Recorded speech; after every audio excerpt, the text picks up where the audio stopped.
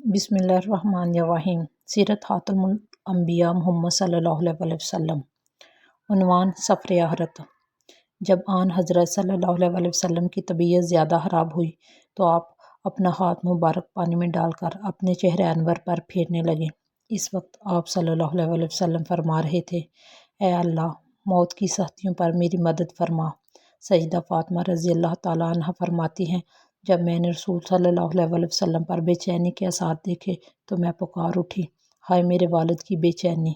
ये सुनकर आन हज़रत सल्लल्लाहु अलैहि वसल्लम ने इरशाद फरमाया, आज के बाद फिर कोई बेचैनी तुम्हारे बाप को नहीं होगी। हज़ूर अकरम सल्लल्लाहु अलैहि वसल्लम पर वफ़ात के वक्त जो इस कदर तकलीफ़ और बेचैनी के आसार नज़र आए, इसमें भी अल्लाह ताला की हिकमत है। अगर किसी मुसलमान को मौत के वक्त इस तरह की तकलीफ़ और बेचैनी हो तो हुज़ूर अकरम सल्लल्लाहु अलैहि वसल्लम की तकलीफ़ को याद करके खुद को तसल्ली दे सकता है, यानी दिल में कह सकता है कि जब अल्लाह के रसूल पर मौत के वक्त इतनी तकलीफ़ गुजरी तो मेरी क्या हैसियत है। यूँ भी मौत की सख्ती मोमन के दर्जात बुलंद होने का सबब बनती है।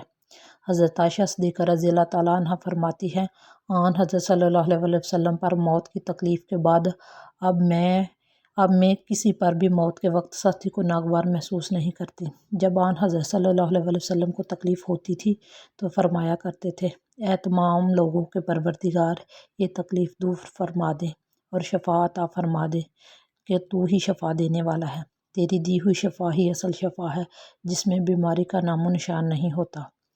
हज़रत आयशा सिद्दीक़ा रज़ी अल्लाह ताला अन्हा फरमाती हैं कि जब आप सल्लल्लाहु अलैहि वसल्लम की बेचैनी बढ़ी तो मैंने आप सल्लल्लाहु अलैहि वसल्लम का दायां हाथ अपने हाथ में ले लिया और दुआ के यही कलमात पढ़कर दम करने लगी। फिर आप सल्लल्लाहु अलैहि वसल्लम ने अपना हाथ मुबारक खींच लिया और ये दुआ पढ़ी, ए अल्लाह, मेरी मग़फ़िरत फरमा और मुझे रफ़ीक़ आला में जगह अता फरमा। आन हज़रत सल्लल्लाहु अलैहि वसल्लम को जब भी कोई तकलीफ़ होती आफ़ियत और शफ़ा की दुआ किया करते थे, लेकिन जब मर्ज़ वफ़ात हुआ तो इसमें शफ़ा की दुआ नहीं मांगी। हज़रत आयशा सिद्दीक़ा रज़ी अल्लाह ताला अन्हा फरमाती हैं कि इस हालत में मेरे भाई अब्दुर्रहमान रज़ी अल्लाह ताला अन्हा आए और इनके हाथ में मसवाक थी। आन हज़रत सल्लल्लाहु अलैहि वसल्लम इस मसवाक को देखने लगे। मैं समझ गई कि मसवाक की हवाश महसूस कर रहे हैं, क्योंकि मसवाक करना आप सल्लल्लाहु अलैहि वसल्लम को बहुत पसंद था। चनाचा मैंने पूछा, आपको मसवाक दूँ? आन हज़रत सल्लल्लाहु अलैहि वसल्लम ने सर मुबारक से हाँ का इशारा फरमाया। मैंने मसवाक दांतों से नरम कर दी। इस वक्त आन हज़रत सल्लल्लाहु अलैहि वसल्लम मुझसे सहारा लिए हुए थे। उम्मुल मोमिनीन आयशा सिद्दीक़ा रज़ी अल्लाह ताला अन्हा आप फरमाती हैं, मेरे ऊपर अल्लाह के ख़ास इनामात में से एक इनाम ये भी है कि आन हज़रत सल्लल्लाहु अलैहि वसल्लम का इंतकाल मेरे घर में हुआ। आपका जिस्म मुबारक इस वक्त मेरे जिस्म से सहारा लिए हुए था। वफ़ात के वक्त अल्लाह ताला ने मेरे लौब दहन आप सल्लल्लाहु अलैहि वसल्लम के लौब दहन से मिला दिया, क्योंकि इस मसवाक को मैंने नरम करने के लिए चबाया था और आन हज़रत सल्लल्लाहु अलैहि वसल्लम ने इससे अपने दांतों पर फेरा था। हज़ूर अक़दस सल्लल्लाहु अलैहि वसल्लम पर बेहोशी तारी हुई तो सब अज़वाज मुतहरात आस पास जमा हो गए। मर्ज़ के दौरान आन हज़रत सल्लल्लाहु अलैहि वसल्लम ने 40 ग़ुलाम आज़ाद फरमाए। घर में इस वक्त 6 या 7 दिनार थे। हज़ूर अक़दस सल्लल्लाहु अलैहि वसल्लम ने सईदा आयशा रज़ी अल्लाह ताला अन्हा को हुक्म दिया, इन दिनारों को सदका कर दो। साथ ही इरशाद फरमाया, मोहम्मद अपने रब के पास गया, क्या गुमान लेकर जाएगा कि अल्लाह ताला से मुलाकात हो और ये माल इसके पास हो। सईदा आयशा रज़ी अल्लाह ताला अन्हा ने इसी वक्त इन दिनारों को सदका कर दिया।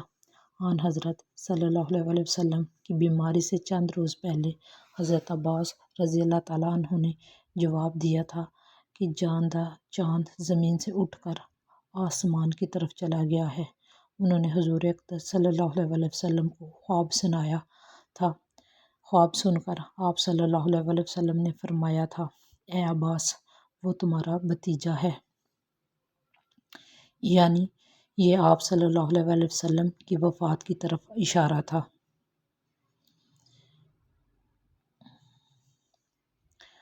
अपनी साहबजादी सईदा फ़ातिमा रज़ी अल्लाह ताला अन्हा से आप सल्लल्लाहु अलैहि वसल्लम को बेपनाह मोहब्बत थी। علالت کے دوران آپ صلی اللہ علیہ وسلم نے انہیں بلا بھیجا۔ وہ تشریف لائیں تو ان کے کان میں کچھ باتیں کی، وہ سن کر رونے لگیں۔ پھر ان کے کان میں کچھ فرمایا تو وہ ہنس پڑیں۔ بعد میں انہوں نے عائشہ صدیقہ رضی اللہ تعالیٰ عنہ کو بتایا، پہلے آپ صلی اللہ علیہ وسلم نے فرمایا کہ میں اسی مرض میں وفات پا جاؤں گا۔ یہ سن کر میں رو پڑی۔ دوسری بار فرمایا کہ خاندان میں سب سے پہلے تم مجھ سے ملو گی۔ یہ سن کر میں ہنس پڑی۔ چنانچہ آن حضرت صلی اللہ علیہ وسلم کے انتقال کے کچھ عرصہ بعد سب سے پہلے آپ صلی اللہ علیہ وسلم کے گھرانے میں حضرت فاطمہ رضی اللہ تعالیٰ عنہ کا ہی انتقال ہوا۔